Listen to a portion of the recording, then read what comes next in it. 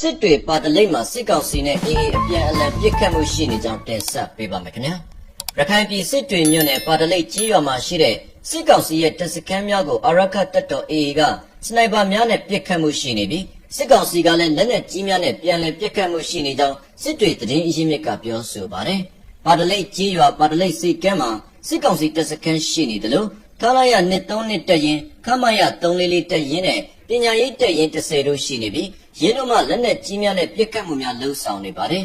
ပါတလိပ်ကြီးရွာမေယုမြစ်ကမ်းဘေးမှာတည်ရှိပြီးပါတလိပ်စိတ်ကမ်းမှာတော့စစ်ကောင်စီစစ်ရေးရင်တင်းမောများရှိနေကြောင်းသိရှိရပါတယ်လွန်ခဲ့တဲ့3ရက်ခန့်ကပါတလိပ်ကစစ်ကောင်စီတပ်စခန်းတချို့ကိုအာရခတပ်တော်အေအေစနိုက်ပါအဖွဲ့မှပစ်ခတ်မှုများပြုလုပ်ခဲ့ကြောင်းစစ်တွေသတင်းရင်းမြစ်များကပြောဆိုပါတယ်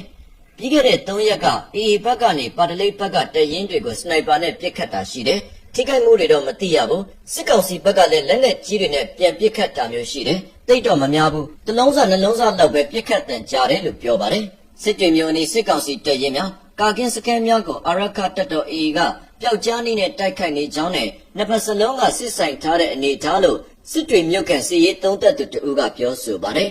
နှစ်ဖက်စလုံးကတော့စစ်ဆိုင်ထားတဲ့အခြေအနေပါစစ်ကောင်စီဘက်ကလည်းတော်တော်လေးကိုပြင်ဆင်ထားတယ်လို့အေအေဘက်ကလည်းတိုက်ပြီးရင်ပြန်ဆုတ်သွားတာမျိုးစနိုက်ပါနဲ့လမ်းပစ်တာမျိုးတွေကမကြာခဏရှိနေပါတယ်မြို့ခံတွေကတော့ဘယ်အချိန်ပေါက်ကွဲမလဲဘုံကိုစောင့်နေရတာမျိုးပေါ့တိုက်ပွဲအခြေအနေကိုအတော်လေးနားဆွင့်နေရပါတယ်လို့ပြောပါတယ်မေလနောက်ဆုံးအပတ်ကလည်းဓာတ်ကဆစစ်တွေဒေတာကုကဲမှုစစ်ဌာနချုပ်စစ်တွေရဲ့ကာကင်းစခန်းဖြစ်တဲ့ဂန့်ကော်ကျွန်းကြီးရွာမှာရှိတဲ့စစ်စခန်းကိုအာရခတပ်တော်အေအေကဝင်ရောက်စီးနင်းတိုက်ခိုက်ခဲ့တဲ့အတွက်စစ်ကောင်စီတပ်သားအများပြားသေဆုံးသွားတယ်လို့တပ်ချက်ကကားနှစ်စီးမှလည်းပျက်စီးမှုရှိခဲ့တယ်လို့သိရှိရပါတယ်စစ်ကောင်စီဘက်မှစစ်တွေမျိုးအနီးပတ်ပတ်လည်မှာမြေမြုံမိုင်းများထောင်ထားပြီးတပ်စခန်းအများပြားကိုလည်းတိုးချဲ့ထားကပေါတော့ပုံနှကျွန်းနဲ့ရတိတောင်ဘက်ကိုလက်နက်ကြီးပစ်ခတ်မှုများမကြာခဏပြုလုပ်ရရှိပါတယ်